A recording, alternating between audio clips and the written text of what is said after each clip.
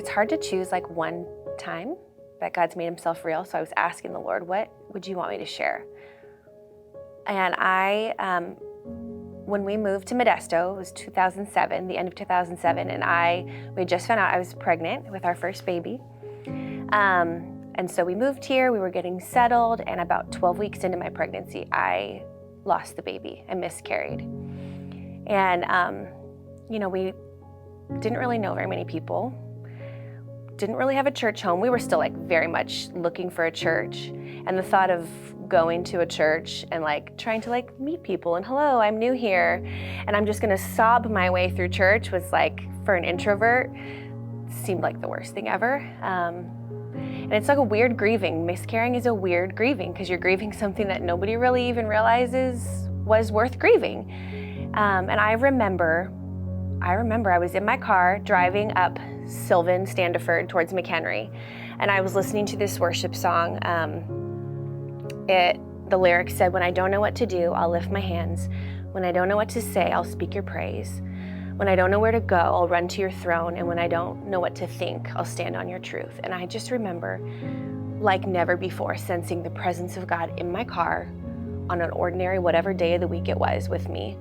I was probably headed to Safeway to get groceries. I don't even remember, but I will never forget the sense that God is here with me and my circumstances aren't changing. I can't make this life reappear. I can't make myself feel great about this, but God is with me. And I will never forget, again, like nothing changed in my circumstances. There was no miracle per se that came out of that, except that God was like, you don't really have anybody right now, except your husband. You're in a city that you don't really know anybody. You don't have a church family to lean on, and I am all that you need. And I will never forget the tangible presence of God in my car. And the funny thing is, to this day, my favorite, like if everyone has like their secret place or their quiet place, like my car is a sacred space. When I am alone in my car, I am not alone in my car. He's good. He's good. Right now, I feel like this is so hard to decide my favorite scripture verse, but right now it's Galatians 5:25. For those who, led by the Spirit, should be keeping in step with the Spirit, and I'm putting that in my own words, but like I just sense that the Lord is saying to me right now, okay, if you're led by me, if you're walking and you're filled with me and I'm speaking to you, don't get ahead of me, don't scooch off to the side, and don't slow down either. It's cool because that actually comes after the whole passage about the fruit of the Spirit. And so it's almost like you're gonna see my fruit being developed in you when you're with me, but then like don't get ahead of me or don't fall behind, which I think is so true. Like when you start to feel like, ooh, I'm seeing God move in my life, like you wanna hit the gas, at least for me. And he's saying, just stay in step with me. Like my pace is perfect. He's talking to me a lot right now about pace. So Galatians 5:25.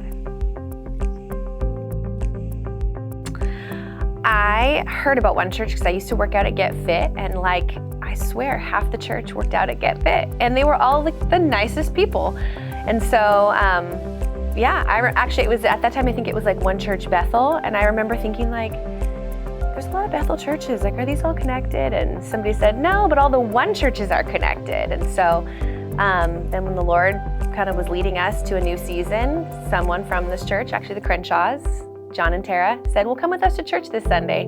And we said, okay, we'll check it out. And here we are, 6 years later. No matter where you look around the globe or throughout history, every other God, every other religion is people trying to earn the favor of their God, trying to do all the things needed to be done to attain enlightenment or to earn favor or earn the right to have eternity with their God. But only Jesus, I don't care how deep you dig into religion, only Jesus said, I will do everything. I will go not just 50% meet you halfway, I will go 100% of the way and make it possible for you to have a relationship with me. You just have to say yes to me, that's it.